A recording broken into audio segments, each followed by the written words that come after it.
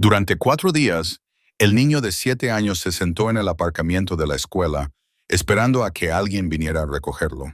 Los profesores pasaban por delante, los padres pasaban en coche, la policía pasaba patrullando. Toda la respetable ciudad de Harmon vio a ese niño abandonado y decidió que no era su problema. Entonces, un sedán negro se detuvo silenciosamente en la esquina, sin motores rugientes, sin luces intermitentes, solo un hombre que salió, alto y frío, vestido con un traje más oscuro que las propias sombras.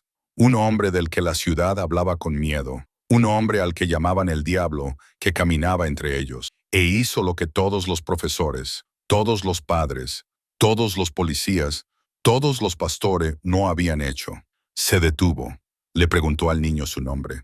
Se negó a dejar que un niño fuera invisible. Pero aquí está lo que nadie esperaba. No fue el hombre del traje negro quien se interpuso por primera vez entre ese niño y un mundo que lo había abandonado. Fue una mujer sin nada. Una conserje que ganaba lo justo para sobrevivir, que ya lo había perdido todo y no tenía nada que perder. No pidió ayuda. No suplicó clemencia. Simplemente se negó a marcharse. Y cuando el hombre más peligroso de Harmon City la vio allí de pie, protegiendo a un niño que no era suyo, algo cambió en la oscuridad detrás de sus ojos. Porque a veces, en un mundo tan corrupto, el monstruo al que todos temen es el único que aún recuerda lo que significa ser humano. Y a veces, los que no tienen nada son los únicos lo suficientemente valientes como para darlo todo. Si esta historia te ha emocionado, deja un me gusta para que otros también puedan encontrarla. Compártela con alguien que necesite saber que la bondad aún existe en los lugares más oscuros. Y suscríbete para no perderte lo que sucede a continuación. Porque esta no es solo la historia de un niño que fue salvado, es la historia de las personas que decidieron detenerse cuando todo el mundo siguió caminando. Pero para entender esta historia, tenemos que retroceder 4 días, al primer día en que todo comenzó a desmoronarse en el pequeño y frágil mundo de Leo Brennan. Harmon City no era un lugar malvado como la gente suele imaginar. No tenía callejones oscuros plagados de delincuencia, ni barrios marginales malolientes llenos de basura podrida. Al contrario, Harmon City era preciosa. Calles limpias, casas pintadas de blanco, céspedes bien cortados. Sin embargo, bajo esa superficie pulida, se escondía una especie de decadencia que nadie quería reconocer. Era una ciudad donde la gente se sonreía en la calle, pero cerraba bien las puertas cuando un vecino tenía problemas. Era un lugar donde la ley existía para los que tenían dinero, y donde la indiferencia se cultivaba como un arte de vivir. La escuela primaria Westbrook se encontraba en el corazón de la ciudad, un edificio de 3 pisos de ladrillo rojo con un amplio patio y un aparcamiento con un pavimento liso. El viernes por la tarde, a las 3:15, sonó la campana de salida, como siempre. La puerta principal se abrió y cientos de niños salieron como pájaros liberados de una jaula. Se oían risas, gritos, niños llamándose unos a otros. El sonido agudo de las bocinas de los coches de los padres que esperaban para recogerlos. Leo Brennan, de 7 años, estaba entre ellos con una mochila descolorida de Spider-Man a la espalda. Esa mochila había sido alguna vez de un rojo brillante, pero después de 2 años de uso, se había desgastado hasta convertirse en un triste rosa pálido. Sus vaqueros estaban rotos en las rodillas, no del tipo que está de moda, sino del tipo que llevan los niños que solo tienen un par para ponerse una y otra vez. Tenía el pelo un poco largo, cayéndole desordenadamente sobre la frente, porque su madre llevaba 3 meses sin llevarlo a cortárselo. Leo se quedó en la esquina del aparcamiento, donde su madre solía aparcar su viejo y gastado coche cada vez que venía a recogerlo. Observaba cada coche que llegaba, con el corazón latiendo un poco más rápido, cada vez que veía uno gris que se parecía al de su madre, pero ninguno se detenía delante de él. Vio a Tommy Harper subirse a hombros de su padre, riendo a carcajadas. Vio a Sarah Chen caer en los brazos de su madre, que le dio un beso en la frente. Vio a otros niños desaparecer poco a poco en los coches, en los abrazos, en las preguntas amables sobre si habían tenido un buen día en el colegio. El aparcamiento se fue quedando vacío. 3:30, 3:45, 4:00. Leo seguía allí de pie. No tenía miedo. Todavía no. Su madre se olvidaba de cosas todo el tiempo, especialmente desde que el tío Derek se había mudado con ellos. Una vez se había olvidado de recogerlo durante 1 hora entera porque estaba absorta en una película. Otra vez había llegado un día antes porque había confundido la fecha. Hoy debía de ser igual. Seguramente se había equivocado de hora. Carla Simmons, la profesora de tercer grado, salió del edificio con su bolso de diseño colgado del hombro.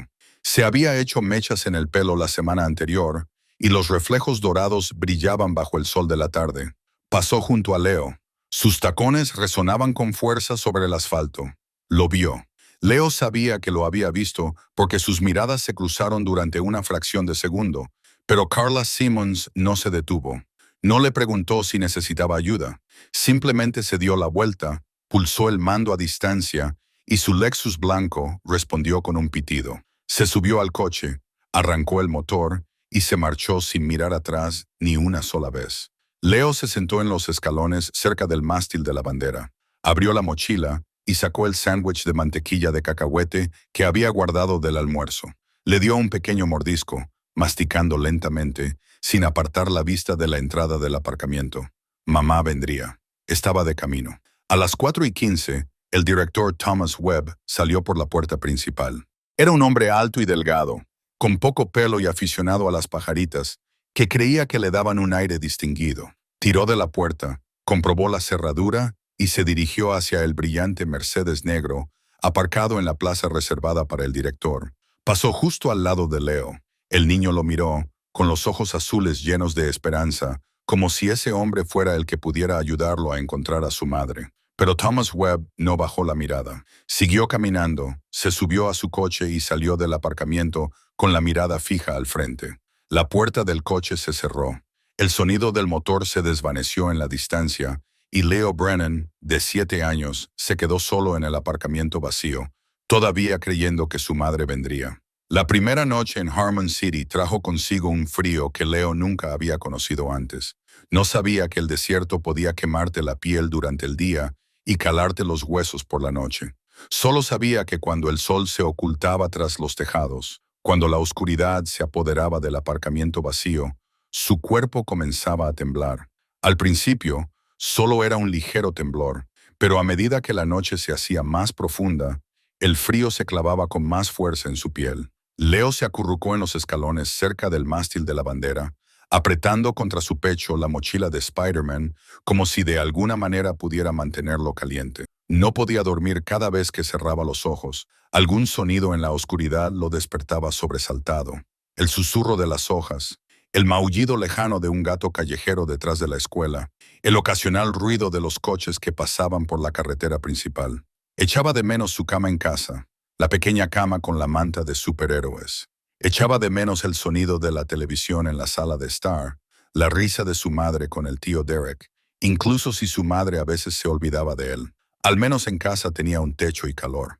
Cuando la primera luz del sábado por la mañana se asomó por el horizonte, Leo se despertó con los ojos rojos e hinchados y el cuerpo entumecido por haber pasado toda la noche tumbado sobre el cemento. Se levantó, con las piernas y los brazos temblorosos, y se dio cuenta de que tenía que encontrar un lugar mejor para esconderse. Caminó hasta la parte trasera de la escuela, donde había un rincón escondido entre la pared del almacén y la valla. Ese lugar estaba parcialmente cubierto, lo suficiente para bloquear el viento y protegerlo si llovía. Leo se sentó allí, se llevó las rodillas al pecho y esperó. Ya no sabía muy bien qué estaba esperando. A su madre, tal vez. Todavía quería creer que ella vendría, pero una pequeña parte de él, la parte en la que intentaba no pensar, comenzaba a dudar. Pasó la mañana, luego el mediodía. Leo abrió su mochila y sacó lo que quedaba del almuerzo del día anterior, medio sándwich seco y una manzana magullada. Mordió la manzana, masticando lentamente, tratando de no pensar en el hecho de que era la última comida que le quedaba. El agua era un problema mayor. Tenía la boca seca y la lengua pegada al paladar. Recordó la fuente de agua del patio delantero, donde los niños bebían después de la clase de gimnasia. Salió sigilosamente, miró a su alrededor para asegurarse de que nadie lo veía. Se agachó y bebió. El agua estaba fría y sabía a metal, pero alivió la sed que le quemaba la garganta. Alrededor de las 3 de la tarde, un coche de policía circulaba lentamente por la carretera frente a la escuela. Leo lo reconoció al instante. El coche blanco con la inscripción Policía de Harmon City en el lateral y luces rojas y azules en el techo. Su corazón se aceleró. Corrió hacia la valla y saludó con la mano. El conductor era el agente Mark Holt, un hombre de unos 38 años con ojos perezosos y barba sin afeitar. Vio a Leo. El niño sabía que lo había visto porque el hombre giró la cabeza hacia él, y entonces ocurrió algo increíble. Mark Holt levantó la mano y le devolvió el saludo. Un saludo casual, como si el niño fuera solo un conocido que pasaba por allí. Luego se giró hacia adelante y siguió conduciendo. Leo se quedó allí, con las manos aún levantadas, viendo cómo el coche patrulla desaparecía al final de la calle. No lo entendía. Pensaba que la policía estaba ahí para ayudar a la gente. Pensaba que si saludaba con la mano, un adulto se detendría y le preguntaría si estaba bien, pero nadie se detuvo. Esa noche, Leo empezó a hablar solo. Se sentó en un rincón escondido detrás de la escuela, abrazándose las rodillas, susurrando las historias que su madre solía contarle. Hablaba de superhéroes que salvaban a la gente, de príncipes que mataban dragones, de milagros que les sucedían a los niños buenos. Su voz resonaba suavemente en la oscuridad, débil y frágil, como si perteneciera a otra persona. A 20 metros de distancia, en una habitación de motel húmeda y maloliente, Shannon Brennan yacía en la cama, con los ojos apagados mientras miraba al techo. Su teléfono vibró en la mesita de noche. La pantalla mostraba el número de la escuela primaria Westbrook. Lo vio vibrar 1, 2, 3 veces. Luego se detuvo. Su novio, un hombre llamado Derek, con dientes manchados de oro y ojos hundidos, la miró desde la esquina de la habitación. Estaba preparando algo sobre la mesa, un polvo blanco que ella conocía demasiado bien, algo que le repugnaba y le atraía al mismo tiempo. «Olvídalo», dijo él sin volverse. «Los niños pueden cuidar de sí mismos. Tienes que relajarte». Shannon miró el teléfono una vez más y luego se dio la vuelta. Se acercó al hombre, al olvido que él le ofrecía, y en el aparcamiento de la escuela primaria Westbrook, su hijo de 7 años dejó de llorar. No porque la tristeza hubiera desaparecido, sino porque se dio cuenta de que las lágrimas no cambiaban nada. El tercer día era domingo, y el domingo en Harmon City significaba ir a la iglesia. La iglesia Harmon Community Church estaba justo enfrente de la escuela primaria Westbrook, a menos de 50 metros del estacionamiento donde estaba sentado Leo. Era un hermoso edificio con un alto campanario y vitrales pintados con santos. Todos los domingos por la mañana, el estacionamiento de la iglesia se llenaba de coches relucientes y gente bien vestida salía con una sonrisa en la cara y una Biblia en la mano. Leo se despertó cuando las campanas de la iglesia repicaron a las 8 de la mañana. Ya estaba acostumbrado a despertarse sobre el frío cemento, acostumbrado al dolor en su cuerpo y a la confusión en su cabeza por la falta de sueño. Pero esa mañana, algo era diferente. Sus labios estaban agrietados y sangrando cuando intentó lamerlos para humedecerlos. Sus ojos estaban más hundidos. Tenía ojeras como moretones debajo de los ojos azules que habían perdido su brillo. Tenía hambre, tenía sed. Estaba tan cansado que ya no tenía fuerzas para llorar. Salió a gatas del rincón escondido detrás de la escuela y se dirigió al frente, a la fuente de agua. Bebió hasta que su estómago se hinchó con agua, tratando de engañar a su hambre con líquido. Luego se sentó en los escalones cerca del mástil de la bandera y miró al otro lado de la calle. La gente iba a la iglesia. Una familia tras otra salía de coches de lujo, hombres con traje y corbata, mujeres con vestidos de flores y tacones altos, niños con ropa limpia y planchada. Sonreían, se daban la mano, se abrazaban cortésmente. Parecían felices, rectos, perfectos, y vieron a Leo. Sabía que lo habían visto porque vio que giraban la cabeza hacia él. Una mujer con un vestido azul se detuvo y se tapó la boca mientras le susurraba algo a su marido. Él miró a Leo, frunció el ceño y luego puso una mano en la espalda de su esposa y la guió hacia la iglesia. Otra pareja pasó junto a él, llevando consigo a 2 niños pequeños. La niña señaló a Leo y preguntó en voz alta por qué ese niño estaba sentado allí solo.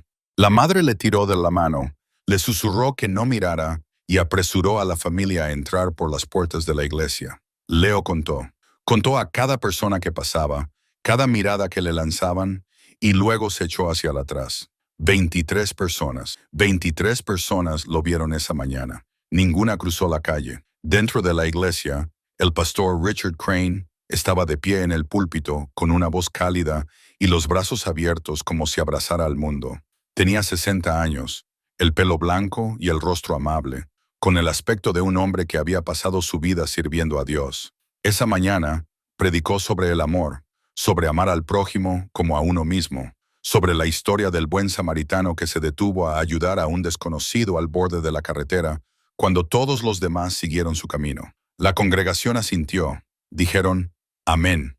Cantaron himnos con voces agudas llenas de sentimiento. Dejaron dinero en el plato de la ofrenda con la generosidad de quienes creían que estaban haciendo el bien. Y a 50 metros de distancia, un niño de 7 años estaba sentado solo, con los labios agrietados y el estómago vacío. El servicio terminó a las 11:00. La congregación salió en tropel y se reunió en pequeños grupos en el césped frente a la iglesia, charlando alegremente. Leo podía oír sus risas. Podía oírles discutir sobre dónde ir a comer, si a un restaurante italiano o francés, si reservar una mesa en el club o comer al aire libre. Un hombre señaló a Leo y le dijo algo al pastor Crane. El pastor miró hacia allí. Sus ojos, los mismos ojos que acababan de predicar sobre el amor y la compasión, se encontraron con los de Leo durante un breve instante. Luego asintió con la cabeza al hombre, le dijo algo que Leo no pudo oír y se dio la vuelta. Se subieron a sus coches y se marcharon, uno por uno, una familia tras otra. El aparcamiento de la iglesia se vació poco a poco y nadie cruzó la calle. Leo se quedó allí sentado viéndolos desaparecer. Y aprendió una lección que ningún niño de 7 años debería tener que aprender jamás. Aprendió que los adultos podían verlo, y aún así, decidir no verlo. Aprendió que las palabras pronunciadas en la iglesia y las acciones en la vida eran dos cosas completamente diferentes. Aprendió que en esta ciudad era invisible. El domingo por la noche, Leo yacía acurrucado en un rincón escondido detrás de la escuela, con los ojos muy abiertos, mirando fijamente a la oscuridad. Ya no esperaba a su madre. Ya no esperaba que alguien se detuviera. Simplemente existía. Una hora tras otra, un minuto tras otro, como un fantasma, toda la ciudad había decidido no verlo. Y él no sabía que, en solo unas horas, alguien vendría. Alguien que una vez había sido un niño sentado y esperando así, 20 años antes, en otra ciudad, en otro rincón oscuro. Mara Holloway tenía 27 años y había vivido una vida más larga que la cantidad de años que tenía. Su apartamento estaba en el 4º piso de un edificio antiguo en la zona sur, una parte de Harmon City, que los residentes educados nunca mencionaban en las cenas. Era un estudio pequeño con paredes manchadas por manchas de moho, pisos de madera que crujían con cada paso, y una sola ventana que daba a un callejón lleno de contenedores de basura. El lunes por la tarde, Meera se paró frente al espejo agrietado del baño y se miró el rostro. Tenía el cabello castaño peinado hacia atrás, ojos ámbar rodeados de ojeras que ningún corrector podía ocultar y pómulos marcados en un rostro adelgazado por las comidas irregulares. Llevaba su uniforme azul claro de conserje, descolorido tras cientos de lavados, con las palabras Westbrook Elementary bordadas en el lado izquierdo del pecho. Ese uniforme era lo único que tenía por duplicado. La nevera de la cocina estaba casi vacía. Un paquete de fideos instantáneos, media botella de salsa de soja, un solo huevo que estaba guardando para el desayuno del día siguiente. Mira abrió el congelador, sacó un vaso de agua fría y bebió para engañar al hambre que le arañaba el estómago. Estaba acostumbrada a eso, acostumbrada a contar cada moneda, acostumbrada a elegir entre pagar la factura de la luz o comprar comida.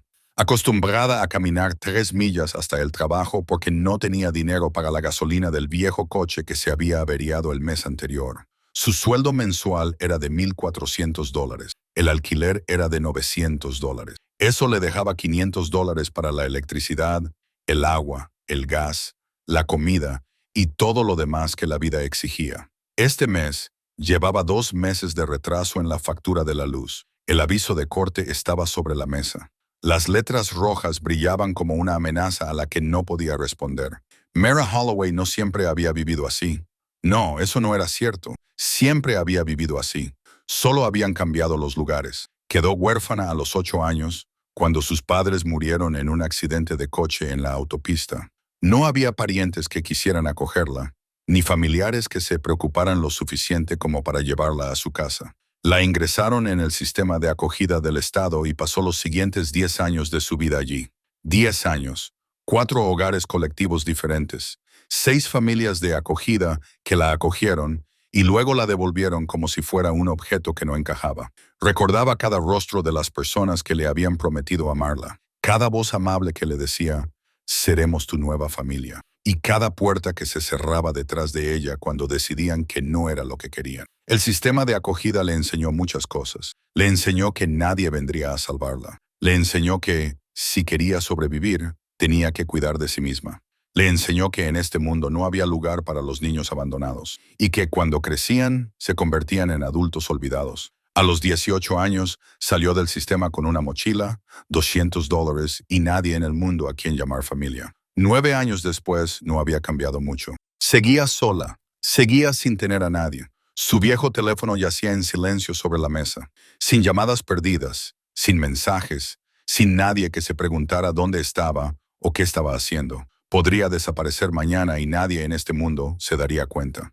Pero Meera no estaba amargada. No tenía tiempo para la amargura. Simplemente existía. Un día tras otro, un turno tras otro, una comida tras otra. Trabajaba en el turno de noche de conserje en la escuela primaria Westbrook desde las 6 de la tarde hasta las 2 de la madrugada, fregando suelos, vaciando papeleras, limpiando baños, haciendo los trabajos que nadie quería, pero que todos necesitaban. No odiaba el trabajo, al menos por la noche, cuando la escuela estaba vacía y los pasillos en silencio. Podía estar sola con sus pensamientos sin ser juzgada, sin compasión, sin desprecio. A las 5 de la tarde, Meera cerró la puerta de su apartamento y comenzó a caminar hacia la escuela. 3 millas bajo el calor persistente de una tarde en la ciudad de Harmon. Pasó por delante de hermosas casas, céspedes verdes, coches caros. Se movía como un fantasma por un mundo de gente que lo tenía todo. Un mundo al que ella no pertenecía y nunca había pertenecido. No sabía que esa noche, cuando llegara a la escuela, encontraría a un niño sentado solo en la oscuridad. No sabía que los ojos del niño serían exactamente iguales a los suyos 20 años antes. Los ojos de alguien que sabía que había sido abandonado y ya no creía que nadie fuera a salvarlo. Solo sabía que tenía que ir a trabajar porque, si perdía ese empleo, no le quedaría nada. Y Meera Holloway estaba demasiado familiarizada con no tener nada como para dudar de lo aterrador que era. Meera llegó a la escuela primaria Westbrook a las 6 de la tarde del lunes, como siempre. Su turno comenzaba a las 6 y terminaba a las 2 de la madrugada. 8 horas de trabajo envueltas en silencio y oscuridad. Caminó hacia la parte trasera para entrar por la puerta del personal, con las piernas doloridas tras recorrer 5 kilómetros a pie bajo el calor del atardecer. Sacó las llaves del bolsillo, a punto de abrir la puerta, cuando algo la detuvo. Un pequeño movimiento en el borde del aparcamiento. Meera entrecerró los ojos y miró más de cerca. La luz del día se estaba desvaneciendo, pero aún podía distinguir una pequeña forma acurrucada cerca del mástil de la bandera. Al principio, pensó que era una bolsa de basura o una chaqueta que alguien había dejado allí. Entonces, la silueta se movió, levantó la cabeza y Meera vio los ojos. Unos ojos azules claros que la miraban directamente. Sin esperanza, sin miedo, solo con el vacío de alguien que había dejado de esperar, Meera dejó caer las llaves en su bolsillo y caminó hacia el niño, acelerando el paso con cada zancada, con el corazón latiendo cada vez más fuerte. A medida que se acercaba, la imagen se hizo más nítida. Un niño de unos 7 u 8 años, con una mochila rosa pálido descolorida, apoyada contra su pierna. Tenía el pelo enmarañado por el sudor y la suciedad. Sus vaqueros estaban rotos en las rodillas. Su camiseta estaba arrugada y manchada. Tenía los labios tan secos y agrietados que en algunos lugares habían sangrado y se habían secado formando costras. Y sus ojos, Dios, esos ojos. Meera sintió como si alguien le hubiera dado un puñetazo en el pecho. Conocía esos ojos. Los había visto todos los días en el espejo durante 20 años. Eran los ojos de un niño que sabía que había sido abandonado. Los ojos de un niño que había esperado y esperado hasta que la espera se convirtió en otra cosa. No era esperanza, ni desesperación, solo la tranquila aceptación de que nadie iba a venir. Se sentó a su lado, lo suficientemente cerca como para hablar, pero no tanto como para asustarlo. Su voz sonó suave, más suave de lo que sabía que era capaz. ¿Cómo te llamas? El niño la miró durante un largo momento, como si intentara decidir si era real o solo algo que su mente había inventado. Luego respondió, con la voz ronca por la sed y por no haber hablado. Leo Brennan, estoy esperando a mi madre. Mera tragó saliva, con un nudo en la garganta. ¿Cuánto tiempo llevas esperando, Leo? Desde el viernes, 4 días. Este niño llevaba 4 días sentado allí. Mera miró a su alrededor, al aparcamiento vacío, al silencioso edificio de la escuela, a la iglesia al otro lado de la calle con las puertas cerradas. 4 días, y ni una sola persona se había detenido. Ni una sola persona había preguntado por qué un niño de 7 años estaba sentado solo en un aparcamiento. ¿Has comido algo?, le preguntó, aunque ya sabía la respuesta por la mirada vacía de su rostro. Leo negó con la cabeza. Ayer se me acabó la comida. Mera no dijo nada más. Abrió su bolso y sacó el sándwich que había comprado de camino al trabajo. Era su cena, lo único que comería en las próximas 12 horas. Se lo dio a Leo. Come despacio. No comas demasiado rápido o te dolerá el estómago. Leo miró el sándwich, luego a ella, con los ojos llorosos, como si fuera a llorar, pero ya no le quedaban lágrimas que derramar. Cogió el sándwich y le dio un pequeño mordisco, masticando despacio, tal y como ella le había dicho. Mera lo observó comer y algo dentro de ella se rompió.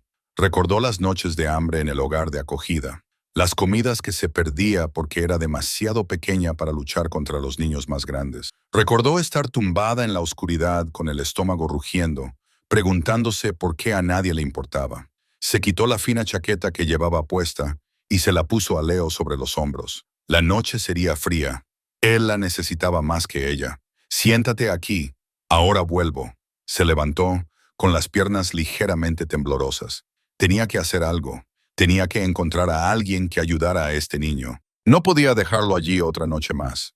Mara Holloway había vivido 27 años siguiendo la regla de que nadie vendría a salvarla y que no debía esperar nada de nadie. Pero esa noche, al mirar a los ojos de Leo Brennan, comprendió algo nuevo. Puede que no tuviera a nadie que la salvara, pero ella podía ser quien ayudara a este niño. Mara entró en la escuela, sacó su teléfono y llamó inmediatamente. Su primera llamada fue al director Thomas Webb. Encontró su número en la lista de contactos del personal pegada en la pared de la sala del conserje. El teléfono sonó 4 veces antes de que alguien contestara. La voz de Webb se escuchó, ligeramente irritada por haber sido interrumpida durante la noche. Mera habló rápidamente, contándole sobre el niño en el estacionamiento, sobre el hecho de que el niño había estado allí durante 4 días, sobre los labios agrietados y el estómago vacío. Terminó y esperó.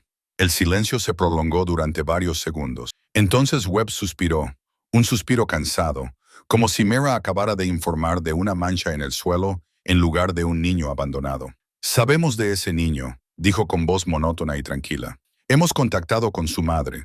Dice que vendrá a recogerlo. Señorita Holloway, usted es conserje. Haga su trabajo y déjenos ocuparnos de esto. Luego colgó. Mira se quedó mirando la pantalla oscura del teléfono, incapaz de creer lo que acababa de oír. Lo sabían. Lo habían sabido todo el tiempo y no habían hecho nada. Llamó al 911. El operador le preguntó cuál era la emergencia y Meyer volvió a explicarlo, luchando por mantener la voz firme mientras el corazón le latía con fuerza en el pecho. Dijeron que enviarían a alguien a comprobarlo.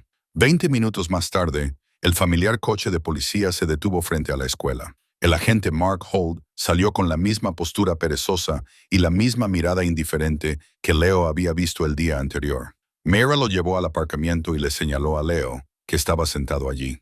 Hall miró al niño durante un largo rato, luego sacó su teléfono y llamó a alguien. Habló en voz baja, dándole la espalda a Meyer para que no pudiera oírlo. Luego colgó y se volvió hacia ella. «Vigilaremos la situación», dijo, con una voz que parecía la de una máquina recitando un guión. «Se ha avisado a la madre del niño. No hay motivo para que se preocupe». Mera no daba crédito a lo que oía. Vigilar la situación. El niño llevaba allí 4 días. 4 días sin comer adecuadamente, sin dormir de verdad, sin que nadie lo cuidara. ¿Qué quedaba por vigilar? Pero Hall ya se marchaba. Se subió a su coche y se marchó sin mirar atrás, dejando a Mera allí de pie, con los puños apretados y la ira ardiendo en su pecho. Llamó a los servicios de protección de menores. Tardó 15 minutos en ser atendida y 3 transferencias antes de poder hablar finalmente con una asistente social llamada Cleo Foster. La voz de la mujer sonaba cansada e impaciente. La voz de alguien que había escuchado demasiadas historias trágicas como para sentir nada.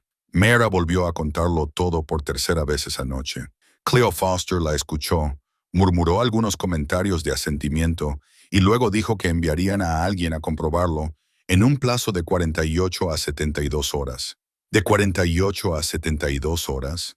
Repitió Mira, con la voz temblorosa de rabia. El niño ya lleva 4 días fuera, y ustedes quieren que espere otros 3 días más. Cleo Foster Seahill, con el mismo tipo de suspiro que había dado Thomas Webb. Tenemos unos procedimientos, señorita Holloway. Tenemos cientos de casos. Haremos todo lo posible. Luego colgó. Mira se quedó de pie en el pasillo vacío de la escuela, mirando el teléfono en su mano como si fuera un objeto extraño. Había hecho todo lo correcto. Lo había denunciado al director.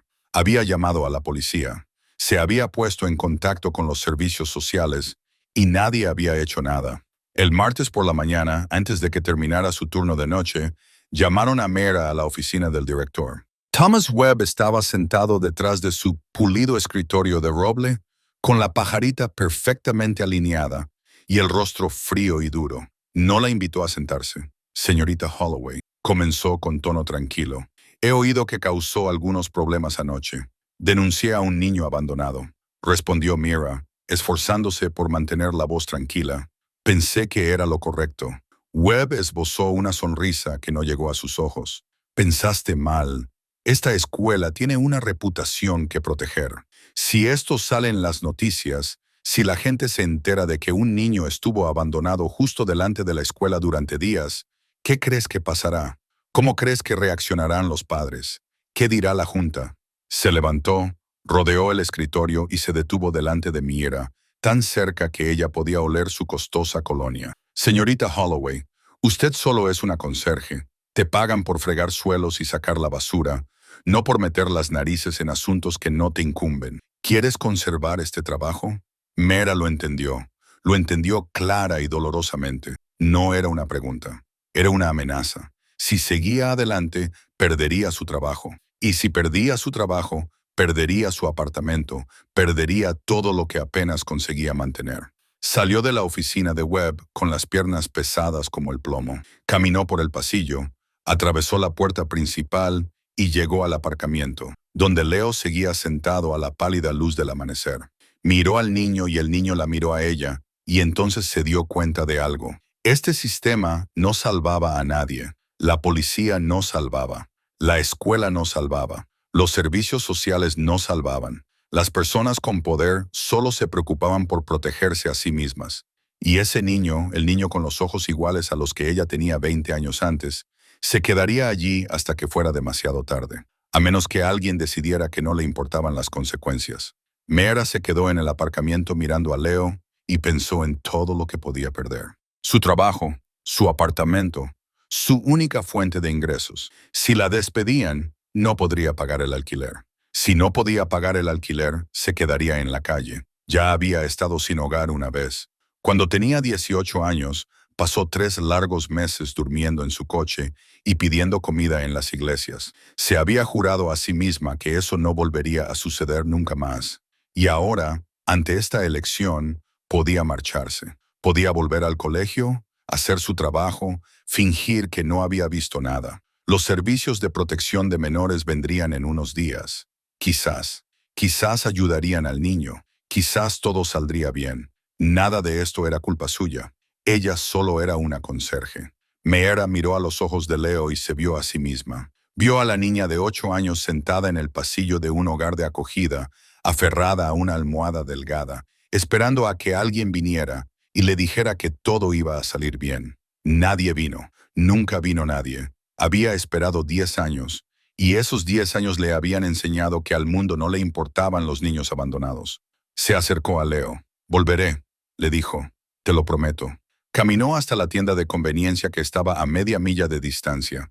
En su cartera tenía exactamente $12, el dinero que había reservado para la comida de toda la semana. Compró una botella de agua, un sándwich, un cartón pequeño de leche y una barra de chocolate. Le costó $9.75.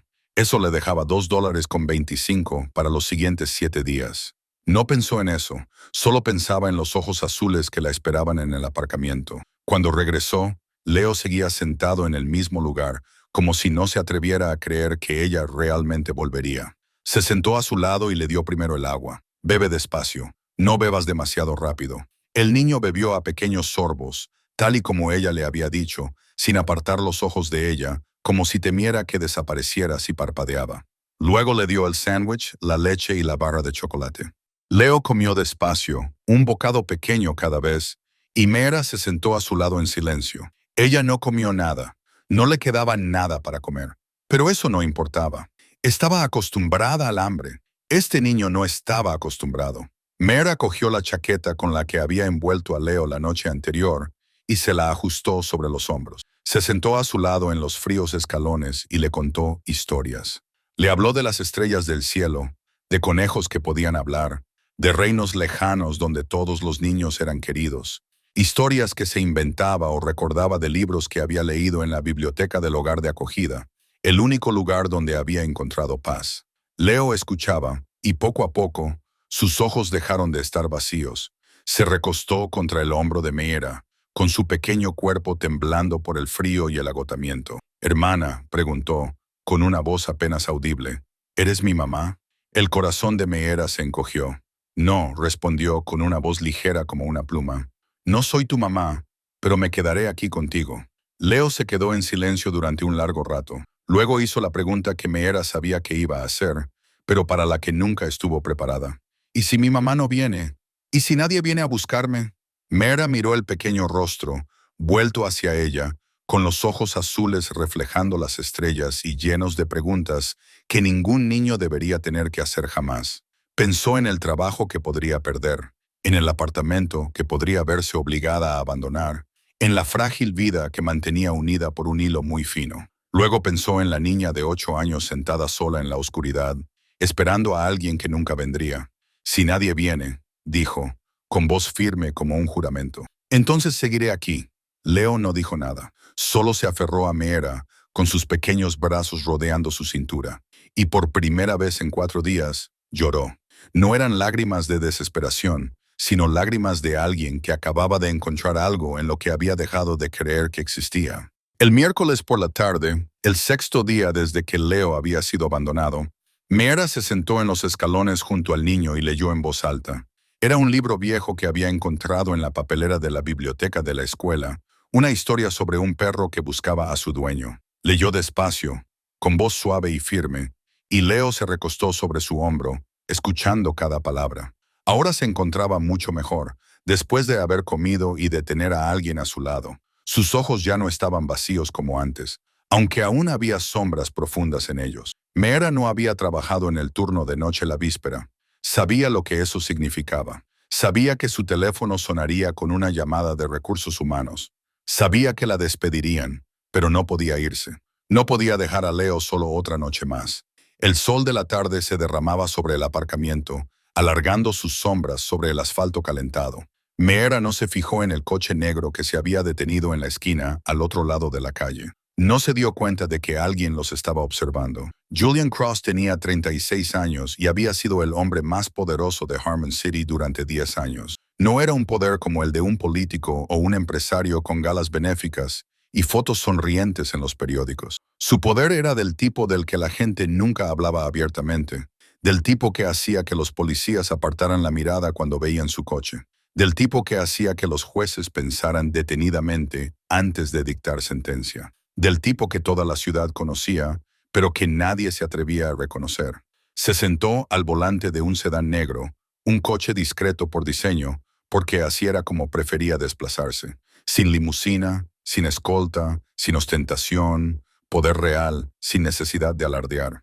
Se dirigía a una reunión con un socio de Chicago, una reunión que ya había pospuesto 2 veces y que no podía retrasar más. Pero cuando su coche pasó por delante de la escuela primaria Westbrook, vio algo que le hizo reducir la velocidad. Una mujer estaba sentada en los escalones, delgada, con un uniforme de conserje descolorido, leyendo un libro a un niño pequeño. El niño se inclinaba hacia ella, aferrándose a una vieja mochila, escuchando con los ojos muy abiertos. El aparcamiento estaba vacío. No había otros coches ni padres esperando, solo dos pequeñas figuras rodeadas por la vasta amplitud de la tarde. Julian se detuvo en la esquina y observó. No sabía por qué se había detenido. Tenía un imperio que dirigir, enemigos que manejar, decisiones millonarias que tomar. No tenía tiempo para escenas como esta. Pero algo en esa imagen no le permitía apartar la mirada. La mujer estaba demasiado delgada, como si no comiera lo suficiente, como si se estuviera matando de hambre para darle más a otra persona. Y el niño, la forma en que se apoyaba en ella, la forma en que agarraba la mochila, como si fuera un talismán. Julian conocía esa mirada, conocía esa postura. 30 años antes, él había sido ese niño, no en una escuela, sino en una esquina sucia de los barrios bajos de otra ciudad. Recordaba estar sentado allí esperando a su madre, una mujer adicta al alcohol que a menudo se olvidaba de que tenía un hijo. Recordaba ver pasar a la gente sin que nadie bajara la mirada. Recordaba el hambre que le devoraba el estómago y el frío que le calaba los huesos por la noche. Y recordaba lo más importante de todo. Nadie se detuvo. Nadie se detuvo jamás. Había sobrevivido por su cuenta. Había salido del barro gracias a su voluntad y a su crueldad. Se había convertido en el hombre que la ciudad temía porque había jurado que nunca sería tan débil como el niño que esperaba en la acera hacía tantos años. Julian Cross no creía en la bondad. No salvaba a la gente por compasión. El mundo era un lugar brutal, y los supervivientes eran los que lo entendían. Pero la imagen que tenía ante sí, una mujer con un uniforme barato leyendo a un niño que no era suyo, despertó en él una curiosidad que no le gustaba. ¿Por qué estaba allí? ¿Qué ganaba con ello? Nadie hacía nada sin una razón. Apagó el motor y salió del coche. Medía 1,85 metros, tenía los hombros anchos, vestía un traje negro perfectamente entallado, llevaba el pelo oscuro ligeramente largo y peinado hacia atrás, y tenía los ojos grises y fríos como el acero. Caminó hacia el aparcamiento con la confianza mesurada de un depredador, lento y deliberado. Cada paso era una silenciosa declaración de que todo lo que le rodeaba le pertenecía. Mera levantó la vista al oír pasos. Vio al hombre acercándose y algo en lo más profundo de su instinto comenzó a hacer sonar la alarma. El aire parecía espesarse. La temperatura parecía haber bajado unos grados. No sabía quién era ese hombre, pero sabía una cosa. Era peligroso. Mera se levantó inmediatamente, impulsada por su instinto protector, y se colocó entre Leo y el hombre que se acercaba. No sabía quién era ni qué quería, pero cada célula de su cuerpo le gritaba que era peligroso. Leo se aferró a su pierna, con sus pequeños dedos agarrando la tela de sus pantalones, como si ella fuera su única tabla de salvación en un vasto océano. El hombre se detuvo a unos pasos de distancia, lo suficientemente cerca como para hablar, pero no lo suficiente como para ejercer presión. O al menos eso era lo que quería que pareciera. La verdad era que su mera presencia hacía que el aire se sintiera pesado y difícil de respirar. Sus ojos grises recorrieron la escena, desde el niño tembloroso hasta la mujer que se colocó protectora frente a él, pasando por la mochila descolorida y el viejo libro que yacía en el escalón. No dijo nada durante un largo momento, simplemente observó. Mera sintió como si él estuviera leyendo todo sobre ella con una sola mirada. Desde las suelas gastadas de sus zapatos hasta las manchas en su uniforme y las ojeras bajo sus ojos. ¿Cuánto tiempo lleva aquí el niño? No era una pregunta, era una afirmación, una exigencia de información que esperaba recibir. Su voz era baja y fría, desprovista de emoción. 4 días, respondió Mera. No sabía por qué había hablado. Quizás estaba demasiado cansada para tener miedo. Quizás, después de todo lo que había pasado, no le quedaba nada que perder. O quizás una parte de ella aún esperaba que alguien, cualquiera, se preocupara por ella. Los ojos grises del hombre se entrecerraron ligeramente. 4 días, repitió como si sopesara cada palabra. ¿Y quién eres tú? Soy la conserje. No sabía por qué había dicho la verdad. Podría haber mentido. Podría haber dicho que era la tía de Leo, una vecina, cualquiera. Pero estaba demasiado cansada de mentir. No soy de su familia. El hombre ladeó la cabeza, y Mera tuvo la extraña sensación de que era la primera vez que él la miraba realmente como una persona, y no como un objeto que analizar. Entonces, ¿por qué estás aquí? La pregunta la dejó en silencio por un segundo. ¿Por qué estaba allí? Podría haberle contado que lo había denunciado al director, a la policía, a los servicios de protección de menores. Podría haberle contado que todos le habían dado la espalda. Podría haberle contado la amenaza de Webb, el trabajo que estaba a punto de perder, el apartamento que se vería obligada a abandonar. Pero, en lugar de eso, solo dijo una sencilla frase: porque aquí no hay nadie más. El hombre no reaccionó, no asintió, ni frunció el ceño, ni cambió su expresión. Simplemente la miró un momento más y luego bajó la vista hacia el niño que se escondía detrás de su pierna. Se agachó lenta y deliberadamente hasta que sus ojos quedaron a la altura de los de Leo. «Hola», dijo, con la voz aún fría, pero ligeramente más suave. «¿Cómo te llamas?» Leo no respondió de inmediato. Miró al desconocido con ojos recelosos, apretando los dedos alrededor de la pierna de Miera.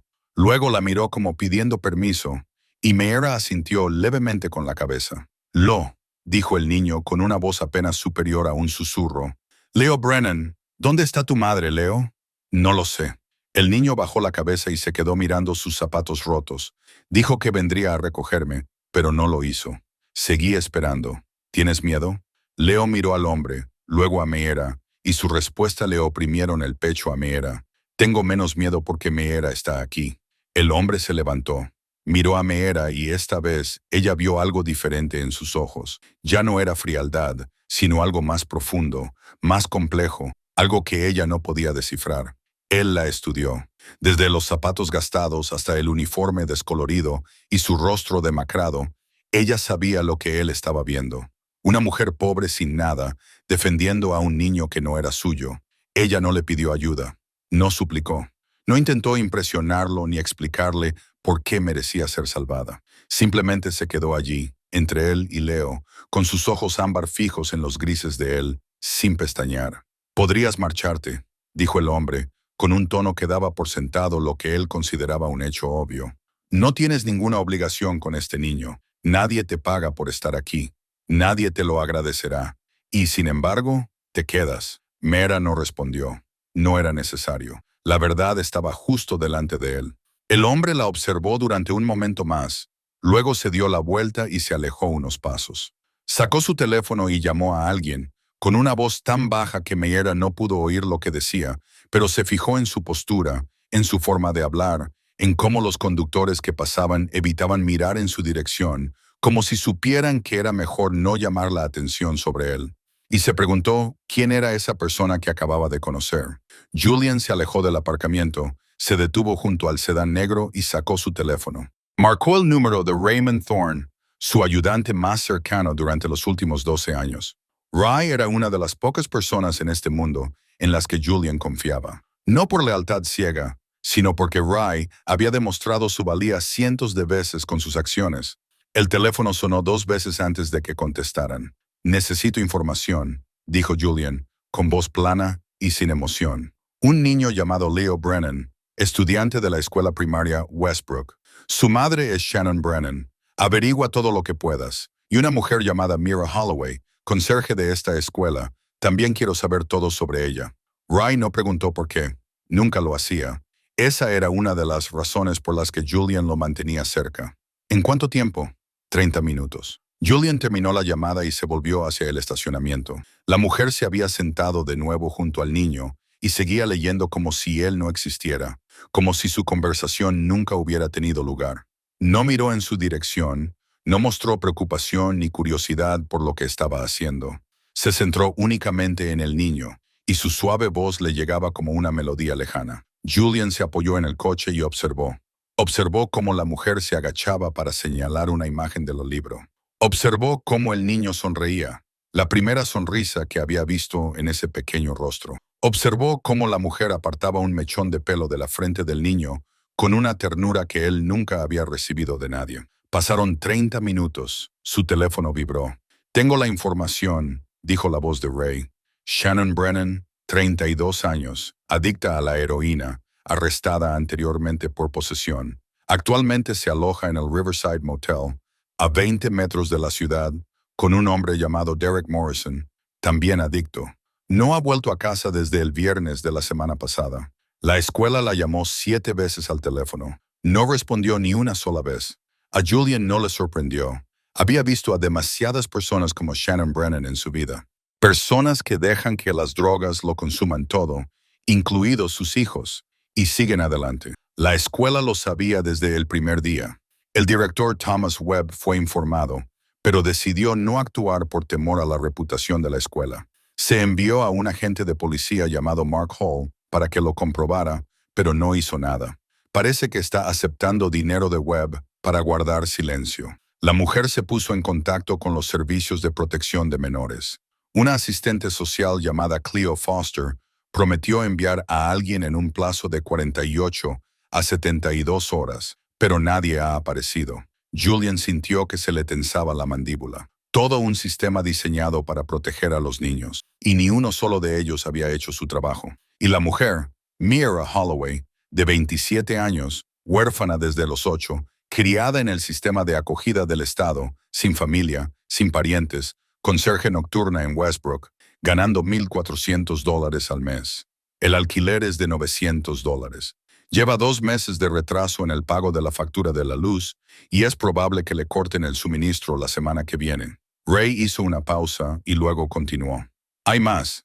Revisé las cámaras de seguridad de la tienda de conveniencia cerca de la escuela. Anoche, compró comida con el último dinero que le quedaba en la billetera y se la llevó al niño. Esta mañana no comió nada. La seguí mientras caminaba 3 millas hasta la escuela porque no tiene dinero para gasolina. Se está matando de hambre para que el niño pueda comer. Julian no dijo nada. Miró a la mujer delgada con el uniforme descolorido, que leía a un niño que no era suyo con el estómago vacío. Ray continuó, con una voz que Julian rara vez le había oído. Podría marcharse en cualquier momento. Nadie le paga por quedarse. Nadie le dará las gracias. Está a punto de perder su trabajo por esto. Webb la amenazó esta mañana, pero ella sigue allí.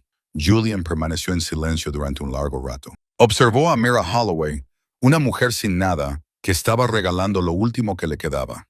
Pero ella no se va, dijo, con voz baja, como un eco que surgía de lo más profundo de su pecho. No, respondió Ray, ella no se va. El silencio entre los dos hombres se hizo pesado. Julian Cross había vivido 36 años y conocido a miles de personas.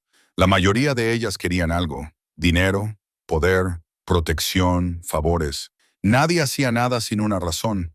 Esa era la regla del mundo en el que vivía. Pero esta mujer no quería nada. No le pidió ayuda. No suplicó compasión. Simplemente se quedó allí protegiendo al hijo de un desconocido a costa de todo lo que tenía. Julian terminó la llamada y guardó el teléfono en el bolsillo. Había tomado una decisión. Julian volvió al aparcamiento y esta vez no se detuvo a unos pasos de distancia. Se dirigió directamente hacia donde estaban sentados Mira y Leo, con su sombra alargándose por el suelo como una advertencia. Mira se levantó de nuevo, colocándose instintivamente delante de Leo, pero esta vez comprendió que, si este hombre decidía hacer algo, ella no tenía forma de detenerlo. Lo único que podía hacer era quedarse allí, entre él y el niño, como un frágil escudo de carne y hueso. «Mete al niño en el coche», dijo Julian. No era una petición ni una sugerencia. Era una orden, simple e imposible de rechazar. Mira lo miró a él y luego al sedán negro aparcado en la esquina. No sabía a dónde los llevaría ese coche. No sabía quién era ese hombre, a qué se dedicaba ni qué quería. Solo sabía que todo en él irradiaba peligro. «No sé quién es usted», dijo, con voz que no temblaba ni sonaba dura, sino sincera y honesta. Julian la miró, sin revelar nada con sus ojos grises. «No necesitas saberlo», respondió. «Solo necesitas saber que el niño estará a salvo». Mira quería preguntarle por qué debía confiar en él. Quería preguntarle qué pensaba hacer con Leo. Quería hacerle las cientos de preguntas que se arremolinaban en su mente como una tormenta. Pero miró esos fríos ojos grises y se dio cuenta de algo extraño. Él no estaba tratando de convencerla. No estaba prometiendo nada, ni explicando nada, ni tratando de hacerla sentir segura. Estaba diciendo la verdad tal como él la veía y esperando su decisión. «No tengo motivos para confiar en ti», dijo ella. Julian asintió levemente, como si ella acabara de decir lo más obvio del mundo. «Correcto. No confías. Eliges». La miró y por primera vez, Mira vio algo más en sus ojos. No era calidez ni compasión, sino reconocimiento. el mismo reconocimiento que ella había sentido cuando decidió quedarse con este niño. Aunque podría haberse marchado, Meera se quedó en silencio. Bajó la mirada hacia Leo, el niño que le agarraba la mano, con sus ojos azules fijos en ella con absoluta confianza. Él no entendía lo que estaba pasando. Solo sabía que Meera estaba allí y que Meera no permitiría que le pasara nada malo. Pensó en los últimos 5 días, en el director Webb y su amenaza, en el agente Hall y su descuidado saludo, en Cleo Foster y su promesa vacía, en toda la ciudad de Harmon que había visto a este niño y había decidido mirar hacia otro lado. Y entonces pensó en el hombre que tenía delante, el hombre que se había detenido cuando nadie más lo había hecho, que había preguntado cuando nadie más lo había hecho, que había esperado 30 minutos para verificar la verdad antes de actuar. No confiaba en él, no podía confiar en él, pero podía elegir. Meera apretó la mano de Leo y lo llevó hacia el coche negro. Abrió la puerta trasera y lo ayudó a sentarse, abrochándole el cinturón de seguridad con manos que temblaban ligeramente. Luego se sentó a su lado, sin soltar su mano. Julian se sentó al volante y arrancó el motor. No habló, no explicó a dónde iban, no intentó calmar el miedo que se reflejaba en el rostro de Meera. Simplemente condujo, con la mirada fija en la carretera, mientras el silencio llenaba el espacio interior del sedán. Leo se recostó contra Meera, con su pequeño cuerpo relajado por el cansancio. Menos de 10 minutos después de que el coche comenzara a moverse, se quedó dormido, con una respiración suave y uniforme. 5 días sin dormir de verdad, 5 días de miedo y espera, finalmente pasaron factura. El niño dormía como si por primera vez se sintiera lo suficientemente seguro como para dejarse llevar. Meera miró por la ventana, viendo cómo las calles familiares de Harmon City se deslizaban y desaparecían lentamente, sustituidas por carreteras que nunca había visto antes. Se dirigían al norte, hacia las colinas donde los ricos de la ciudad vivían en mansiones, ocultas tras altas vallas y puertas de hierro. No preguntó a dónde iban. Ya no tenía fuerzas para preguntar. Simplemente se sentó allí, con una mano sosteniendo la de Leo y la otra descansando en su regazo, y esperó. 20 minutos más tarde, el coche se detuvo frente a una gran puerta de hierro. Julian pulsó un botón en el volante y la puerta se abrió lentamente. Un camino pavimentado con piedras conducía a un amplio jardín, y al final de este se alzaba una mansión, no del tipo ostentoso con estatuas y fuentes, sino un edificio grande y tranquilo de líneas clásicas, oculto tras árboles centenarios, como si no quisiera que se supiera de su existencia. Julian aparcó frente a la entrada principal. Un hombre de unos 40 años salió al exterior, alto, con el pelo entrecano y ojos penetrantes. Miró dentro del coche a Meera y Leo, y luego a Julian con una mirada inquisitiva. Julian asintió levemente con la cabeza y el hombre se dio la vuelta inmediatamente, sacando su teléfono para llamar a alguien. 1 hora más tarde, Leo había sido examinado por un médico, le habían dado una comida caliente y lo habían acostado en una cama de verdad con sábanas blancas limpias y una manta suave. El niño se quedó dormido en cuanto su cabeza tocó la almohada. Su pequeño rostro finalmente se relajó tras 5 días de tensión. Meera se sentó en la silla junto a la cama y lo observó dormir. Aún no sabía dónde estaba. Aún no sabía quién era ese hombre, pero por primera vez en 5 días, Leo dormía en una cama. Y por el momento, eso era suficiente. Lo que sucedió en los días siguientes nunca apareció en los periódicos. No hubo escándalos, ni titulares sensacionalistas, ni periodistas buscando respuestas. Solo cambios silenciosos, puertas que se cerraban, carreras que terminaban sin que nadie entendiera del todo por qué. Thomas Webb llegó a la escuela el jueves por la mañana, como de costumbre. Su pulido Mercedes negro estaba aparcado en la plaza reservada para el director, con la pajarita perfectamente anudada y el maletín de cuero en la mano. Pero cuando llegó a la puerta de su oficina, la encontró sellada. Un hombre con traje gris lo esperaba, de pie junto a 2 miembros del consejo escolar cuyos rostros eran fríos e indescifrables.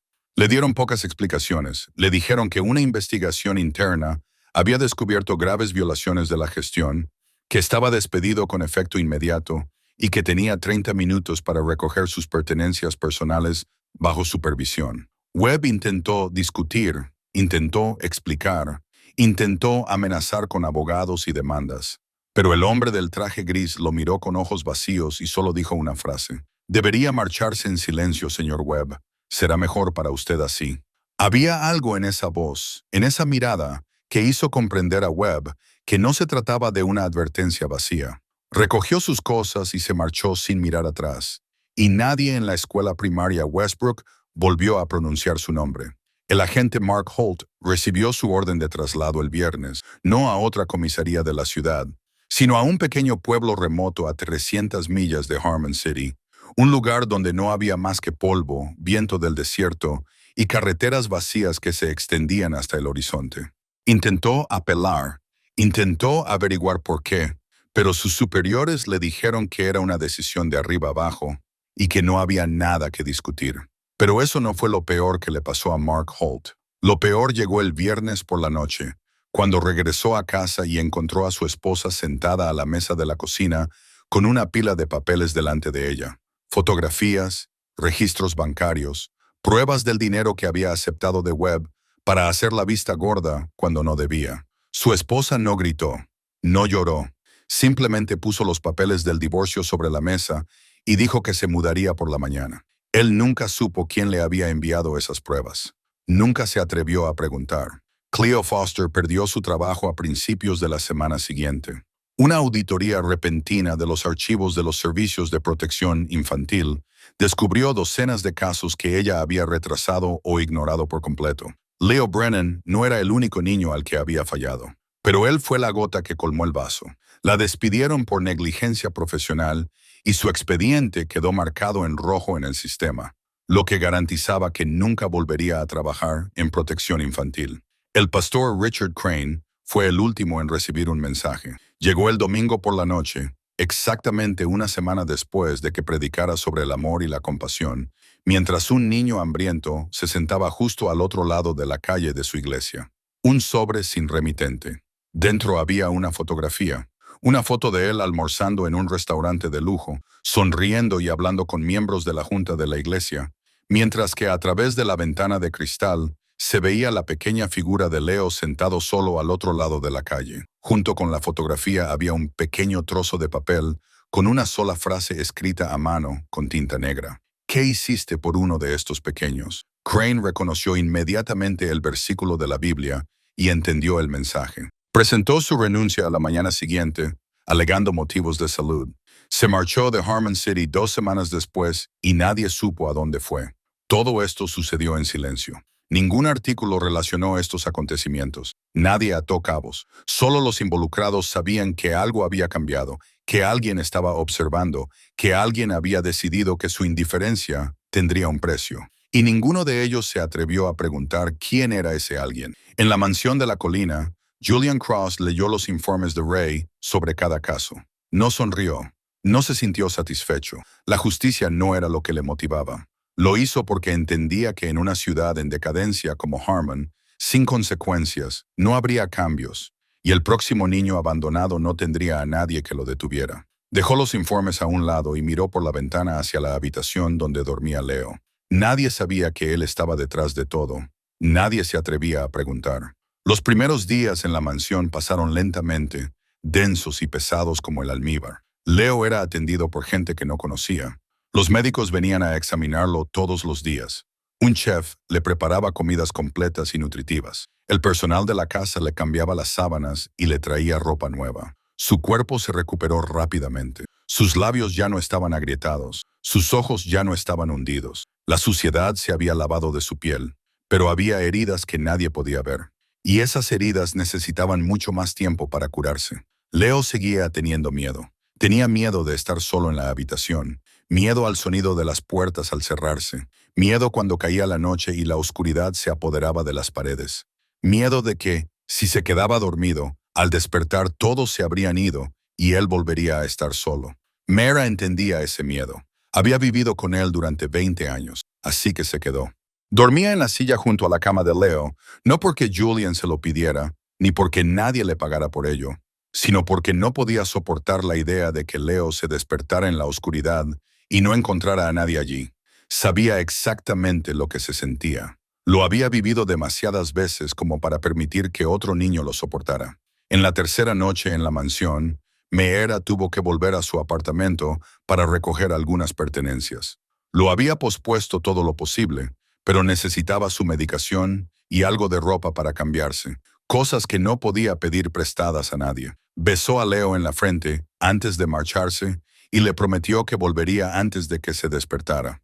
No sabía que esa noche Leo no dormiría tranquilo. La pesadilla llegó a las 2 de la madrugada. Leo estaba tumbado en el aparcamiento del colegio, pero este se extendía infinitamente, sin paredes, sin vallas, solo asfalto negro que llegaba hasta el horizonte. Llamó a su madre, pero nadie respondió. Llamó a Meira, pero su voz fue engullida por el silencio. Corrió, pero cuanto más corría, más se ampliaba el aparcamiento, y la oscuridad lo perseguía como una bestia enorme. Entonces cayó, y la oscuridad lo consumió. Leo gritó y se despertó sobresaltado, empapado en sudor, con el corazón latiendo a toda velocidad. La habitación estaba a oscuras y le resultaba desconocida, y Meera no estaba allí. Empezó a llorar. El llanto de un niño que había intentado ser fuerte durante demasiado tiempo y finalmente no pudo contenerse más. Julian estaba en su estudio cuando oyó el llanto. Estaba revisando informes financieros, con los ojos cansados tras un largo día poniéndose al día con el trabajo atrasado. Podría haber llamado al personal para que se ocupara de ello. Podría haber fingido que no había oído nada. Podría haber hecho otras 100 cosas en lugar de levantarse y caminar hacia la habitación de donde provenían los llantos. Pero se levantó. No sabía por qué. Julian abrió la puerta de Leo y vio al niño sentado en la cama, abrazando una almohada contra su pecho, con lágrimas corriendo por sus mejillas. Leo levantó la vista cuando oyó la puerta. Ojos azules enrojecidos y llenos de miedo. Julian se quedó allí parado por un momento, sin saber qué hacer. Julian Cross se había enfrentado a los enemigos más peligrosos del inframundo, había tomado decisiones que cambiaron el destino de miles de personas, había gobernado un vasto imperio con mano de hierro, pero no sabía cómo consolar a un niño que lloraba. Entró en la habitación y se sentó junto a la cama. No habló. No sabía qué decir. Se quedó allí sentado en la oscuridad, escuchando cómo los llantos de Leo se iban convirtiendo poco a poco en sollozos entrecortados. Entonces, una pequeña mano tocó la suya. Leo no dijo nada, simplemente tomó la mano de Julian, envolviendo sus dedos diminutos alrededor de los ásperos de Julian, y la apretó con fuerza. Se recostó sobre la almohada, con los ojos cerrados y las lágrimas aún adheridas a sus pestañas, pero su respiración se fue estabilizando gradualmente. Volvió a quedarse dormido, sin soltar nunca su mano. Julian miró la pequeña mano que agarraba la suya. Podría haberla retirado. El niño estaba dormido y no se habría dado cuenta. Tenía montones de trabajo esperando, llamadas que hacer, decisiones que tomar, pero no retiró la mano. Se sentó junto a la cama en la habitación a oscuras y observó al niño dormir. Se quedó allí toda la noche. Cuando Meira regresó a primera hora de la mañana, fue directamente a la habitación de Leo, preocupada por haber estado fuera demasiado tiempo. Abrió la puerta y se quedó paralizada ante la escena que tenía ante sí. Julian Cross, el hombre al que toda la ciudad llamaba el Diablo, estaba sentado en la silla junto a la cama de Leo, con la cabeza ligeramente inclinada por el cansancio, ojeras por haber estado despierto toda la noche y la mano aún descansando sobre la pequeña mano de Leo, como si no se hubiera atrevido a moverse por miedo a despertar al niño. Meira no dijo nada. Se limitó a quedarse allí de pie y observar. Y por primera vez vio algo en este hombre que nunca antes había visto. Vio a alguien que había pasado toda la noche sentado junto a un niño que no era suyo, no por obligación ni por interés, sino simplemente porque el niño necesitaba a alguien allí. Y esa podría haber sido la primera vez en la vida de Julian Cross que hacía algo sin ningún motivo, salvo que era lo correcto. Los días siguientes transcurrieron con un ritmo extraño al que ninguno de los tres estaba acostumbrado. Julian, Meira y Leo vivían bajo el mismo techo, comían en la misma mesa, respiraban el mismo aire. Sin embargo, no eran una familia. Eran tres desconocidos unidos por el destino a través de un frágil hilo llamado Leo Brennan, de 7 años. El desayuno transcurrió en silencio. Julian se sentó a la cabecera de la larga mesa, leyendo el periódico y bebiendo café solo, como siempre. Meira y Leo se sentaron en el extremo más alejado, separados de él por un tramo de mesa vacío, como una tierra de nadie. Leo comía despacio, mirando de vez en cuando al hombre desconocido con ojos llenos de curiosidad mezclada con cautela. Meera comía menos que Leo, aunque necesitaba más, y siempre le daba su ración cuando él terminaba la suya. Julian lo veía todo. Aunque nunca decía una palabra, no hablaban mucho. Julian no era un hombre de conversación, y Meera no tenía nada que dijera que necesitara decir, pero había otro lenguaje entre ellos, un lenguaje de miradas y pequeños gestos. Meera se dio cuenta de que Julian siempre pasaba en silencio por delante de la habitación de Leo por la noche. Julian se dio cuenta de que Meera siempre dejaba una taza de leche caliente en su escritorio a última hora de la tarde, cuando sabía que él seguía trabajando. Ninguno le daba las gracias al otro. Ninguno daba explicaciones. Simplemente lo hacían y entendían que el otro se había dado cuenta. Una semana después de llegar a la mansión, Meera finalmente hizo la pregunta que había estado reprimiendo desde el principio. Estaban sentados en la terraza trasera, viendo a Leo jugar con la pelota que Ray le había comprado. El niño se rió cuando la pelota rodó más lejos de lo que esperaba, y su risa clara resonó en el amplio jardín. Era el sonido más hermoso que Meera había oído en años. «¿Qué va a pasar con él?», preguntó, sin apartar los ojos de Leo. Julian no respondió de inmediato. Se sentó a su lado, con sus ojos grises también fijos en el niño. La distancia entre ellos ya no era tan grande como antes, pero tampoco era pequeña. Lo justo para hablar sin necesidad de mirarnos. «¿Qué crees que debería pasar?», preguntó él en su lugar. Mito se quedó callada un momento. Observó a Leo. Observó cómo corría tras la pelota con sus pequeñas piernas. Observó cómo levantaba la cara hacia el cielo. La luz comenzaba a volver a sus ojos. «Necesita una familia», dijo ella. «¿Una familia de verdad?» «Su madre sigue viva», respondió Julian con serenidad, como si estuviera afirmando un hecho obvio. «La persona que da a luz a un niño no siempre es una madre», respondió Meera, con una voz tan firme como la de él. Julian no reaccionó, pero Meera percibió un sutil cambio en el ambiente entre ellos. Algo pequeño, como una hoja que toca el agua. No sabía que sus palabras habían rozado una vieja herida en su interior. No sabía que era un pensamiento que él había tenido sobre su propia madre miles de veces durante los últimos 30 años. La mujer que le dio a luz, lo crió entre alcohol y abandono, y luego murió en un callejón oscuro cuando él tenía 12 años. Julian no lloró cuando ella murió. No sabía cómo hacerlo. Solo sabía cómo sobrevivir y preguntarse por qué a las personas que no merecían ser padres se les permitía tener hijos. Miró a Meera, la miró de verdad por primera vez desde que se conocieron. No era hermosa en ningún sentido convencional. Era delgada, las ojeras aún ensombrecían sus ojos, llevaba el pelo recogido, sin maquillaje, sin ropa de diseño, pero había algo en sus ojos ámbar, una fuerza tranquila, una resistencia forjada a través del fuego. No le había pedido nada para ella, ni una sola vez. No le había preguntado por dinero. No le había preguntado por un nuevo trabajo. No le había preguntado a dónde iría cuando todo esto terminara. La única pregunta que le importaba era Leo. «¿Qué pasará con el niño? ¿Por qué no pides nada para ti?», preguntó él, con la voz aún fría, pero ahora con un matiz diferente. Una curiosidad genuina. Meera lo miró, y esta vez no apartó la mirada. «Porque yo no importo», dijo simplemente. «Él sí. He vivido 27 años sin nadie. Puedo vivir otros 27. Pero él solo tiene 7. Necesita a alguien.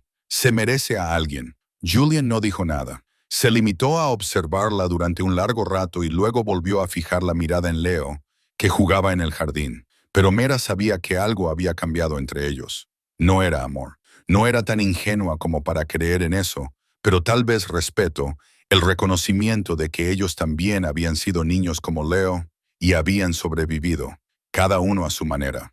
Y tal vez, solo tal vez, eso era suficiente para empezar. Julian llamó a su abogado el lunes por la mañana, 2 semanas después de que Leo llegara a la mansión. El hombre al otro lado de la línea era Harrison Cole, un abogado de 50 años que había trabajado para Julian durante 12 años. Harrison conocía lo suficiente el mundo de Julian como para saber que cuando su cliente llamaba, no era para mantener una conversación cortés. «Quiero adoptar al niño», dijo Julian con voz monótona, como si estuviera hablando de un contrato comercial cualquiera. Se produjo un silencio de varios segundos al otro lado del teléfono. Harrison se había encargado de todo para Julian. desde demandas multimillonarias hasta acuerdos que nunca debían salir a la luz.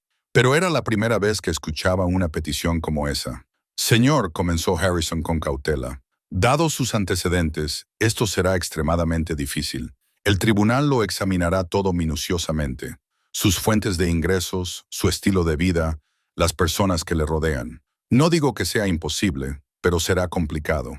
No te he pedido tu opinión, interrumpió Julian, con el mismo tono de voz, pero con algo que le hizo entender a Harrison que la discusión ya había terminado. Te estoy diciendo lo que quiero. Tu trabajo es hacerlo realidad. Harrison no discutió. Llevaba trabajando con Julian el tiempo suficiente como para saber que, una vez que este hombre tomaba una decisión, nada en el mundo le haría cambiar de opinión. Empezaré inmediatamente. Señor, el primer paso es resolver la situación con la madre biológica. Julian terminó la llamada y miró por la ventana. Afuera en el jardín, Leo estaba ayudando al jardinero a regar las plantas. El niño sostenía la manguera con intensa concentración, como si fuera la tarea más importante del mundo. Mera estaba cerca, observándolo con una pequeña sonrisa en el rostro. 2 días después, Harrison envió a 2 hombres al Motel Riverside. Shannon Brennan seguía allí, en la misma habitación que olía a mojo y cigarrillos, con su novio Derek inconsciente en la cama por una sobredosis de la noche anterior. Abrió la puerta con los ojos apagados y el pelo enmarañado, sin molestarse en preguntar quiénes eran los 2 hombres vestidos con trajes negros. Dejaron una pila de papeles sobre la mesa frente a ella. Junto a ella había un sobre grueso. «Firme aquí», dijo uno de ellos, con voz fría y profesional. «Renunciará a sus derechos parentales sobre el niño llamado Leo Brennan. A cambio, a cambio recibirá el dinero que hay en ese sobre, suficiente para vivir cómodamente durante un tiempo, o para continuar con su vida actual hasta que ésta llegue a su fin. La elección es suya». Shannon miró los papeles y luego el sobre con el dinero. No preguntó dónde estaba Leo. No preguntó si estaba a salvo. No preguntó quién adoptaría a su hijo. Simplemente cogió el bolígrafo y firmó donde estaba marcado. Su letra temblaba por la abstinencia. Luego cogió el sobre y cerró la puerta sin una sola palabra de despedida para el niño que había llevado en su vientre y dado a luz 7 años antes. Meera se enteró de la verdad al día siguiente. No sabía cómo. Quizás lo vio en la forma en que Julian miraba a Leo. O quizás simplemente lo entendió. Encontró a Julian en su estudio esa noche, después de que Leo se hubiera dormido. Se quedó en la puerta, sin entrar, y lo miró con unos ojos que Julian no podía descifrar. Ella asintió. Meera dijo, «No es una pregunta, es una afirmación». Julian asintió. Shannon Brennan ya no era la madre de Leo. Legalmente, el niño era ahora un huérfano, una página en blanco esperando a ser escrita. Meera se quedó en silencio durante un largo rato. Miró al hombre sentado detrás del gran escritorio de roble, en una habitación llena de libros y documentos, y le hizo la pregunta que había estado reprimiendo durante días. «¿Por qué hiciste esto?», preguntó. «Podrías haberlo entregado a las autoridades. Podrías haberle encontrado una familia adoptiva normal. Tenías innumerables formas de resolver esto sin entrometerte en la vida de un niño. ¿Por qué elegiste esto?».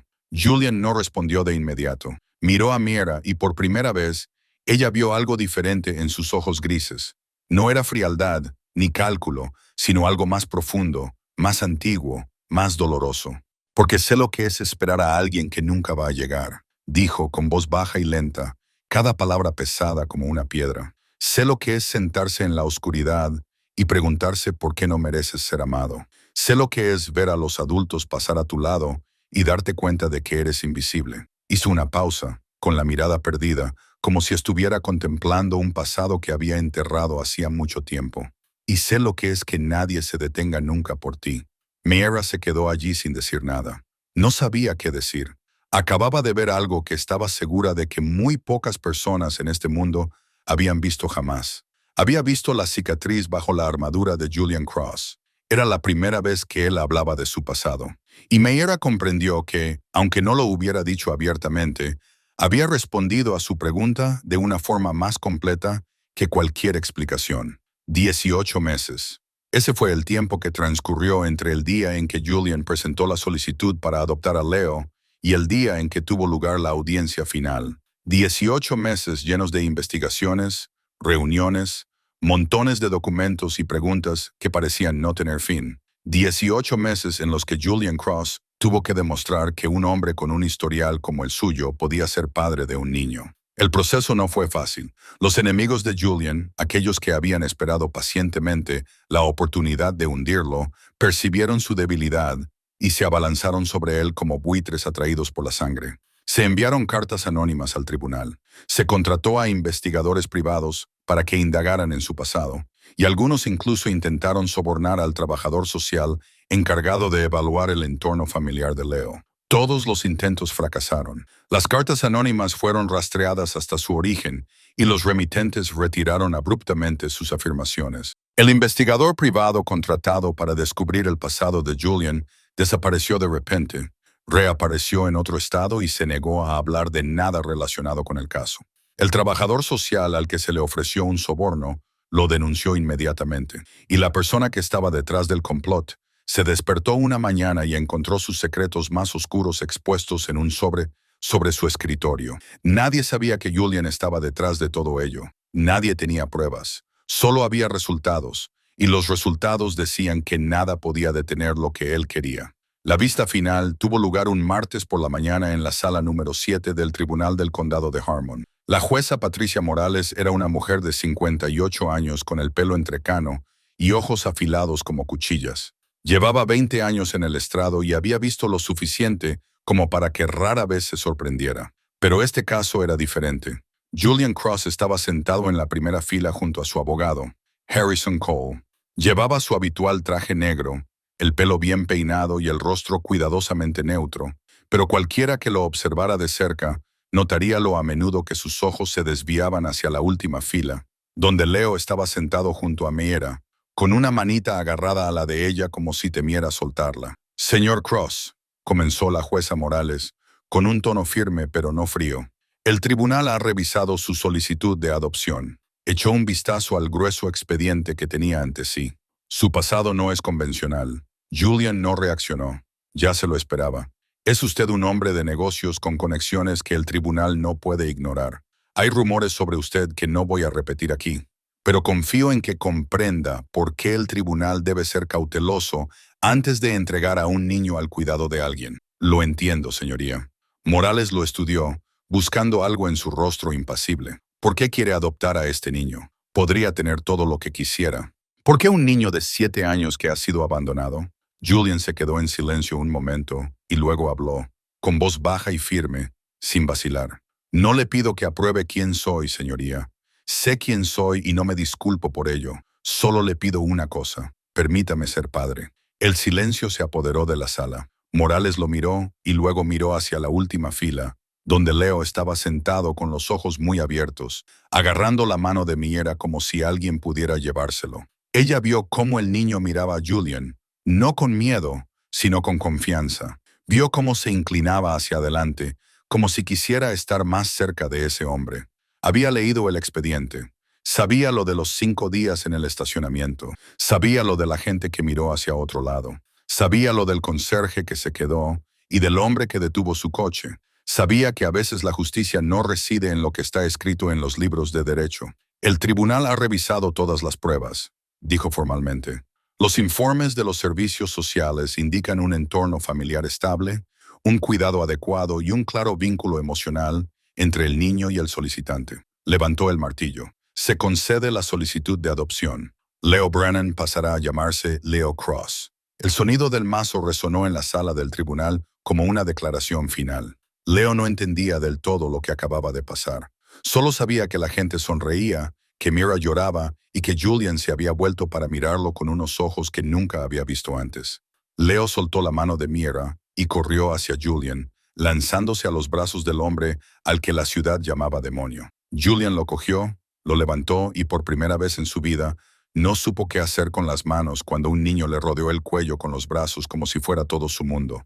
«Ahora somos una familia de verdad», le susurró Leo al oído, con la voz temblorosa por la emoción. «Una familia de verdad, ¿verdad, papá?» Julian no dijo nada. Solo abrazó al niño con más fuerza y si alguien lo hubiera mirado de cerca, Habría visto algo parecido al agua por primera vez en esos ojos fríos y grises. Pasaron muchos años, como el viento que sopla por un valle, trayendo consigo un cambio que nadie podía detener. Leo Cross creció en la mansión de la colina. Ya no era el niño de 7 años acurrucado en el aparcamiento de la escuela. Había crecido, sus hombros se habían ensanchado, su voz se había vuelto más grave, pero sus ojos azules conservaban la misma luz que Mera había visto la primera noche que lo encontró. Llamaba a Julian papá, no al principio. Tardó casi un año en decir esa palabra con naturalidad, pero cuando lo hizo, fue como algo inevitable, como respirar, como un latido. Julian no reaccionó la primera vez que oyó decir papá en voz alta. Solo asintió ligeramente y siguió leyendo el periódico. Pero Meira, de pie en la puerta de la cocina, vio cómo su mano apretaba el periódico hasta arrugarlo, y lo entendió. Leo también tenía un título para ella. La llamaba mamá, aunque ella y Julian no se casaron hasta muchos años después. Vivían bajo el mismo techo, compartían la misma mesa, criaron a un hijo juntos, pero nunca le pusieron nombre a su relación. No era necesario. Se entendían de una manera que solo las personas que han sobrevivido a la oscuridad pueden entender. Entonces, una mañana, cuando Leo tenía 12 años, Julian colocó un anillo sobre la mesa del desayuno. No hubo una propuesta elaborada, ni velas, ni rosas, ni rodillas, ni un largo discurso. Solo un sencillo anillo de platino sobre la madera y una breve frase. Si me quieres. Miró el anillo, luego a Julian y luego a Leo, sentado frente a ellos con los ojos muy abiertos y llenos de esperanza. No dijo ni una palabra, simplemente cogió el anillo y se lo puso en la mano izquierda. Leo gritó de alegría y corrió alrededor de la mesa para abrazarlos a ambos. Julian se dejó abrazar y Meira lo vio sonreír. Una pequeña y rara sonrisa que ella sabía que solo estaba destinada a esta familia. No celebraron una gran boda. Firmaron los papeles en el juzgado con Ray como testigo y Leo entre ellos como un vínculo vivo. Eso era todo lo que necesitaban. Leo creció fuerte y seguro de sí mismo. Le iba bien en la escuela, especialmente en mecánica, que Ray le había enseñado desde pequeño. Tenía amigos, niños lo suficientemente inteligentes como para comprender que tener una familia como la familia Cross detrás significaba una protección que nadie se atrevía a desafiar. Supo lo que hacía su padre cuando tuvo la edad suficiente para comprenderlo. Julian no lo ocultó. No dio explicaciones, ni justificaciones, ni disculpas. Dijo la verdad y dejó que Leo decidiera cómo se sentía. Leo no juzgó, solo amaba porque recordaba. Recordaba los 5 días en el aparcamiento. Recordaba a la gente que pasaba por allí. Recordaba al único que se quedó. En el 10º cumpleaños de Leo, Julian lo llevó a un largo viaje por carretera. Condujeron por carreteras que Julian había recorrido una vez, por ciudades en las que había vivido, por lugares donde había sido un niño como Leo antes de convertirse en el hombre que era ahora. No hablaron mucho durante el viaje. No era necesario. En el camino de vuelta, mientras la puesta de sol del desierto pintaba el cielo de rojo, Leo habló en voz baja. «Papá, sí, hijo. Gracias por no seguir adelante». Julian no respondió de inmediato. Miró la carretera que se extendía ante él, con la mirada distante, como fija en el pasado. «Gracias por confiar en mí cuando me detuve». «Al principio te tenía miedo», admitió Leo, con voz tímida. «Dabas mucho miedo». «Doy miedo», dijo Julian, levantando ligeramente la comisura de los labios. «Pero dar miedo no significa ser malo. Significa que puedo proteger a las personas que quiero». «¿Me quieres?». La pregunta fue formulada con la cautela de un niño que había aprendido que el amor podía desaparecer en cualquier momento. Julian detuvo el coche a un lado de la carretera, en la inmensa vacuidad del desierto. Se volvió hacia su hijo, el hijo que había elegido, y habló con la mayor certeza que tenía. «Te quiero más que a nada en este mundo. Eres mi hijo, no por los papeles, ni por la sangre, sino porque yo te elegí y tú me elegiste a mí. Eso es lo que nos convierte en una familia». Leo sonrió.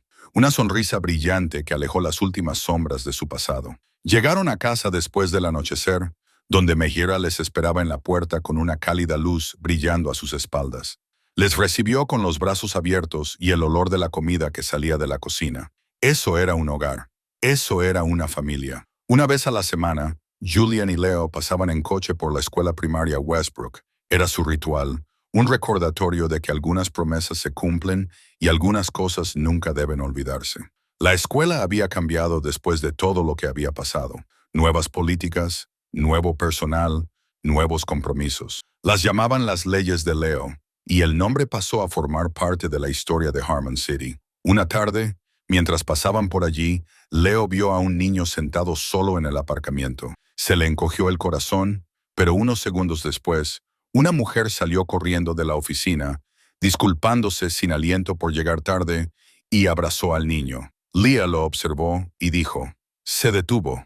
Sí, Julian asintió, porque esta ciudad aprendió una lección. ¿Qué lección? Que las personas más peligrosas no son como yo.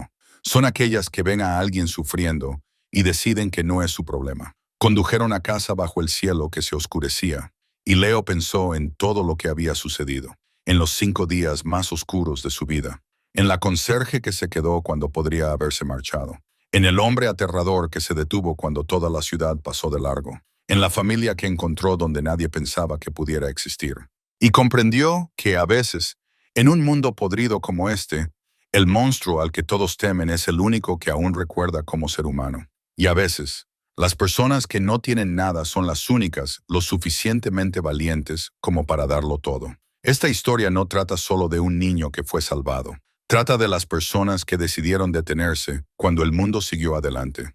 Trata de cómo la familia no se forma por lazos de sangre, sino por elección, por estar presente, por quedarse, por amar cuando nadie te lo pide.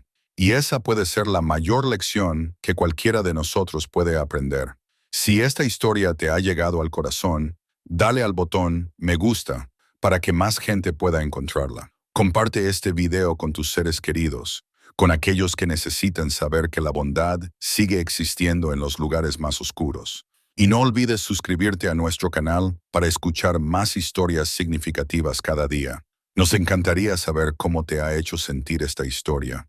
¿Te ha hecho pensar en alguien? ¿Te ha hecho reflexionar sobre las veces que has pasado por delante de alguien que necesitaba ayuda? Comparte tus opiniones en los comentarios a continuación. Leemos todos los comentarios y realmente queremos saber lo que hay en tu corazón. Deseamos a todos los que nos ven buena salud, una vida alegre y paz en cada día que viene. Gracias por estar aquí con nosotros. Adiós y nos vemos en el próximo video.